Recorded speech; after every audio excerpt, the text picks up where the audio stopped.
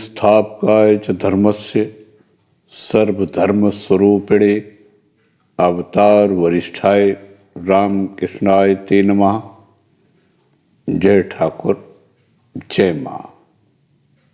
ओम शिव शिव शिव। अमृतवाणी श्री रामकृष्ण देव के अलौकिक अमृत तुल्य दिव्य उपदेश। किसी शिव मंदिर के निकट एक सन्यासी रहा करते थे। सामने ही एक वेश्या का मकान था। वेश्या के यहाँ दिन रात लोगों का तांता लगा रहता। उसका जीवन देख सन्यासी के मन में बहुत दुख होता। एक दिन सन्यासी ने उस वेश्या को बुलाकर फटकारते हुए कहा, तू बड़ी पापिन है, दिन रात पाप किया करती है, अंत में तेरी क्या गति होगी।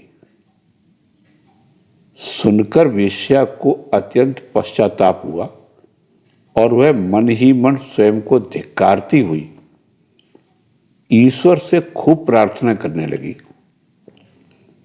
वह दूसरा कुछ नहीं कर सकती थी। पेट के लिए उसे यही धंधा करना पड़ता था।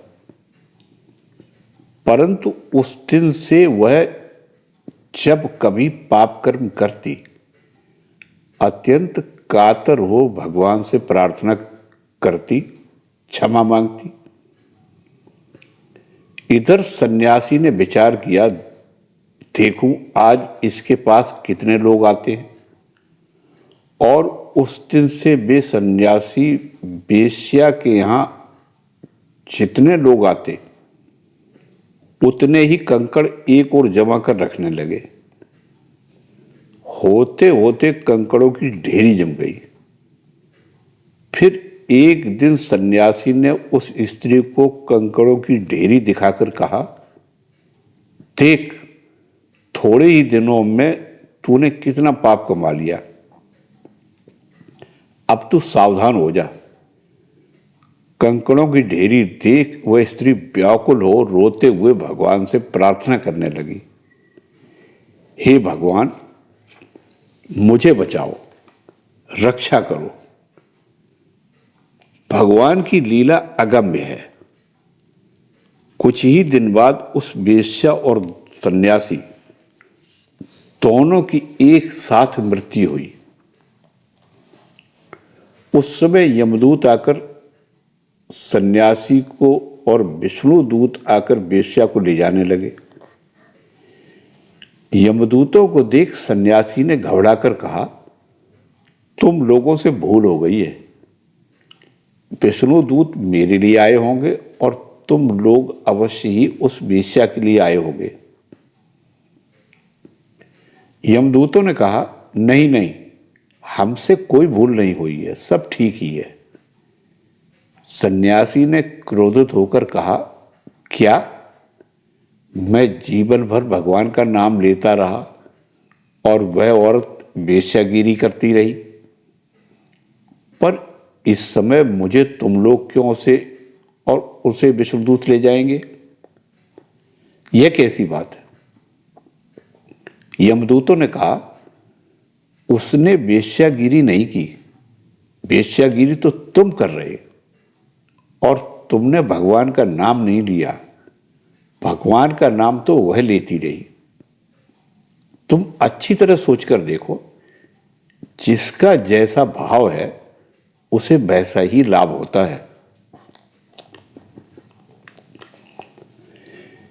किसी राजा को उसके गुरु ने उच्च अद्वैत तत्व का उपदेश प्रदान किया।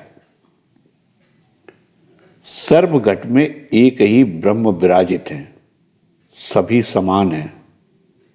राजा को यह बात बड़ी पसंद आई। उसने सभा से लौटकर रानी के बदले उसकी दासी के साथ भोग विलास करने की इच्छा प्रकट करते हुए कहा, रानी और दासी तो एक ही है। रानी ने घबराकर गुरुदेव को सब बातें बतला दी। गुरुदेव बोले, भोजन के समय राजा को एक बर्तन में कुछ बिष्टा भी परोसना। रानी ने वैसा ही किया। राजा और गुरुदेव साथ ही भोजन करने बैठे। भोजन के साथ बिष्टा देखते ही राजा तो आग बबूला हो गया। तब गुरुदेव ने कहा, तुम तो अद्वैत तत्व को जानते हो, जब सब कुछ एक है तब भोजन और विष्ठा भी तो एक ही है, फिर विष्ठा क्यों ना खा सकोगे। इस पर राजा क्रुद्ध होकर बोल उठा, तो फिर आप ही क्यों नहीं खाते। गुरुदेव ने ठीक है कहकर झट सूकर रूप धारण कर उस विष्ठा को खा लिया और फिर से पूर्व रूप धारण कर लिया। राजा तो देखकर दंग ही रह गया। तब उसकी आंखें खुली और वह समझ गया कि अद्वैत तत्व सिर्फ मुंह से कहने की बात नहीं है, उसका अनुभव होना चाहिए। एक ब्राह्मण ने एक बाग लगाया था। वह दिन रात उसकी देखरेख में लगा रहता। एक दिन बाग में एक गाय घुस पड़ी और ब्राह्मण के इतने श्रम से लगाए हुए पौधों को खाने लगी। यह देखते ही ब्राह्मण मारे गुस्से के आग बबूला हो उठा और उसने गाय को इतना पीटा कि वह मर गई।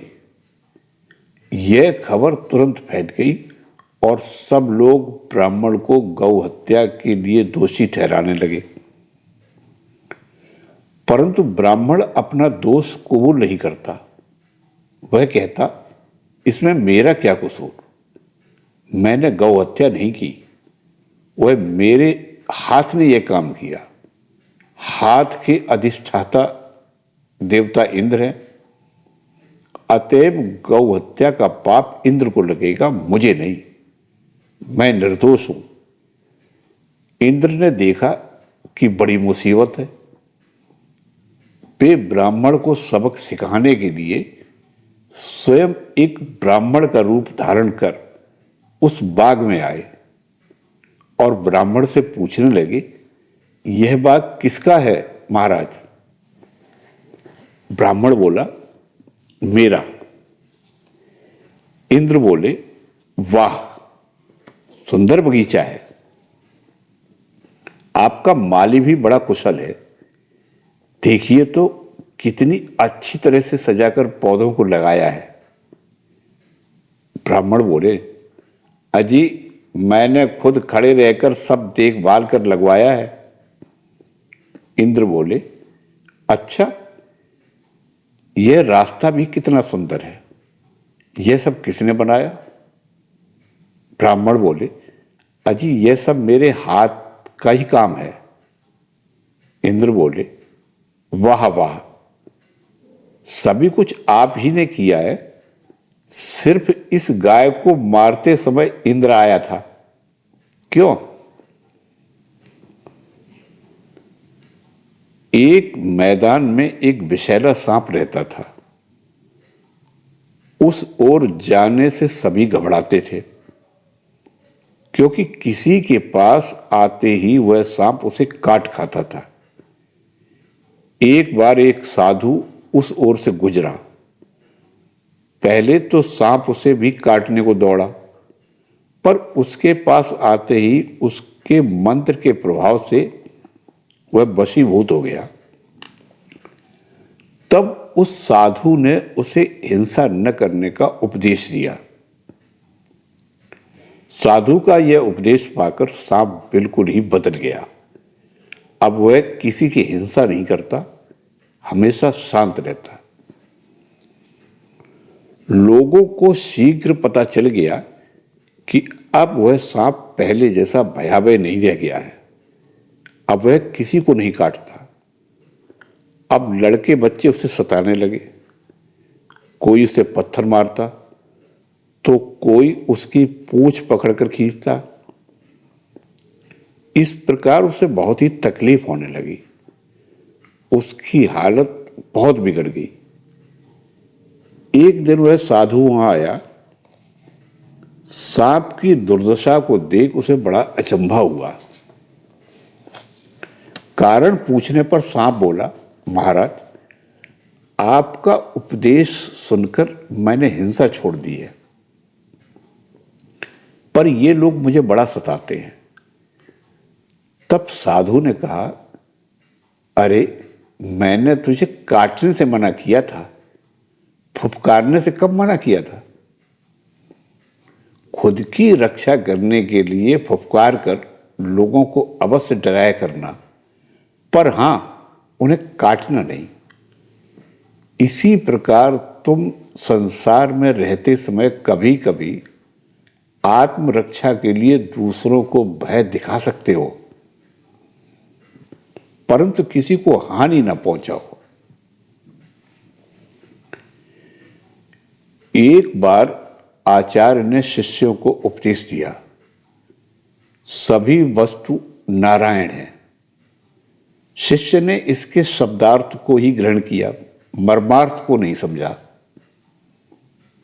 एक दिन कहीं जाते समय उसने रास्ते पर एक हाथी को आते देखा। हाथी के ऊपर बैठा महाबत चिल्ला रहा था, हट जाओ हट जाओ। पर शिष्य ने मन ही मन विचार किया, क्यों हटूं? मैं नारायण हूं, यह हाथी भी नारायण है। फिर नारायण को नारायण से डर किस बात का? ऐसा सोचकर वो वहीं खड़ा रहा। हाथी ने पास आते ही उसे सूंड से उठाकर दूर पटक दिया। उसे बड़ी चोट लगी। बाद में गुरु के पास पहुंचकर उसने सारी घटना कह सुनाई। तब गुरु जी ने कहा, यह ठीक कहा कि तुम भी नारायण हो और हाथी भी नारायण है, पर हाथी के ऊपर बैठा और एक नारायण तुम्हें सावधान कर दे रहा था, तब उसकी बात तुमने क्यों नहीं सुनी? घंटा कर्ण जैसे एकांगी मत बनो। एक शिव भक्त था जो शिव की उपासना किया करता था, पर विष्णु के प्रति द्वेष भाव रखता था। एक दिन भगवान शंकर ने उसे दर्शन देकर कहा, देखो, जब तक तुम्हारा विष्णु के प्रति द्वेष भाव दूर नहीं होगा, तब तक मैं तुम पर प्रसन्न नहीं होऊंगा। भक्त ने कुछ नहीं कहा। वह फिर भी शिव की ही एक निष्ठ उपासना करने लगा। उसकी उपासना की तीव्रता के कारण शिवजी को उसे फिर दर्शन देना पड़ा। अब की बार भगवान हरिहर के रूप में आविर्भूत हुए। आधा शरीर शिव का था और आधा विष्णु का। शिव को देख भक्त आनंदित हुआ, पर विष्णु को देख दुखित। इस तरह वह आधा आनंदित और आधा दुखित हुआ। फिर वह देवता की पूजा करने लगा। पूजा करते समय उसने केवल शिव की ही पूजा की, विष्णु की ओर देखा तक नहीं। जब वह धूप चढ़ाने लगा तो कहीं उसकी सुगंध विष्णु को भी न मिल जाए, इस शंका से वह विष्णु की नाक दबाए बैठा रहा। तब भगवान बोले, देखो, मैंने तुम पर कृपा कर हरिहर का रूप धारण किया, जिससे समझ सको कि शिव और विष्णु अभिन्न है, पर तुम यह समझ ही नहीं सके। इस एकांकी भाव के लिए तुम्हें काफी कष्ट भोगना पड़ेगा।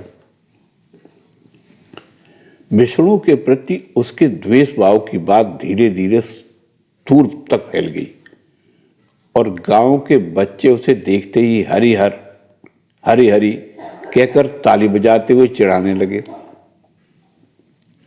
अंत में निरुपाय हो हरि नाम सुनने से बचने के लिए उसने अपने दोनों कानों में घंटे लटका लिए, जो ही बच्चे हरी हरी कहकर चिल्लाते, त्यों ही वह उन घंटों को जोर से बजाकर हरि नाम न सुनने की कोशिश करता।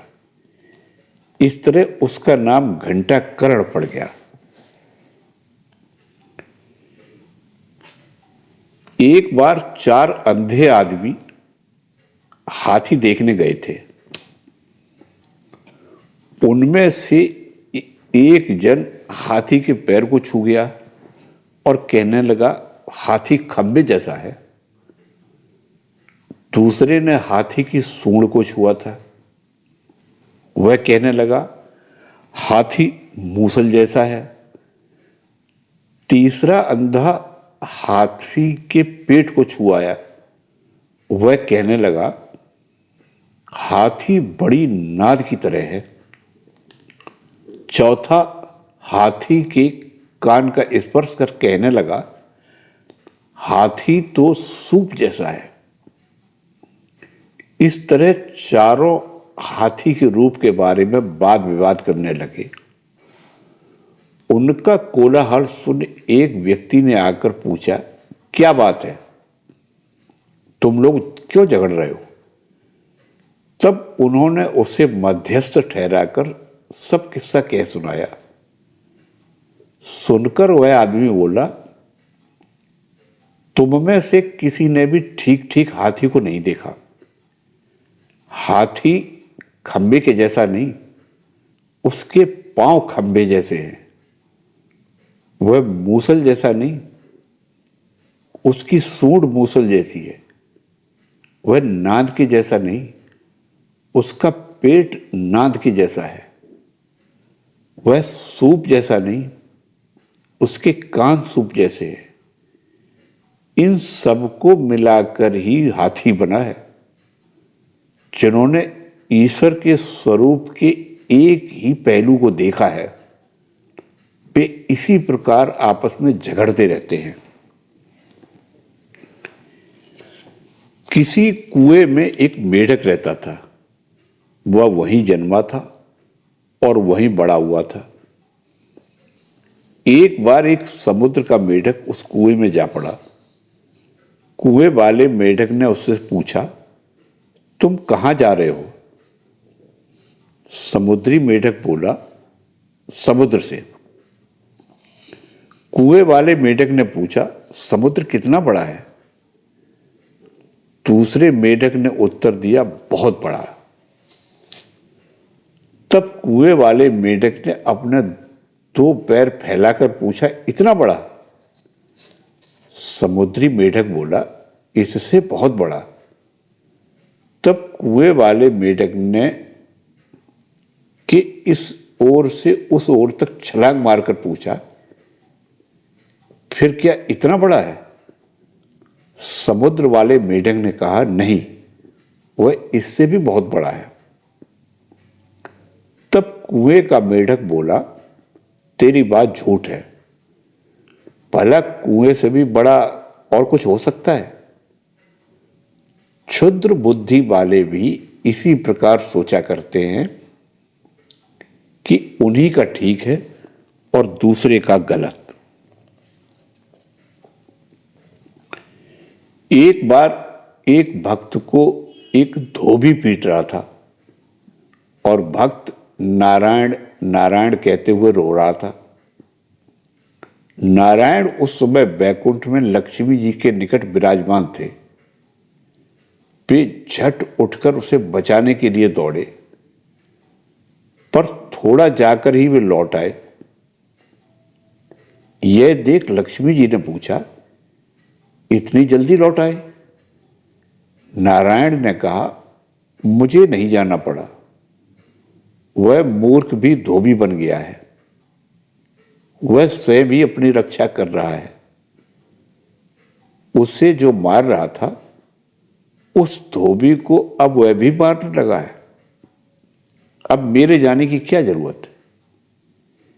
ईश्वर पर संपूर्ण रूप से निर्भर होने पर ही वे रक्षा करते हैं, अन्यथा नहीं। जय ठाकुर, जय मां।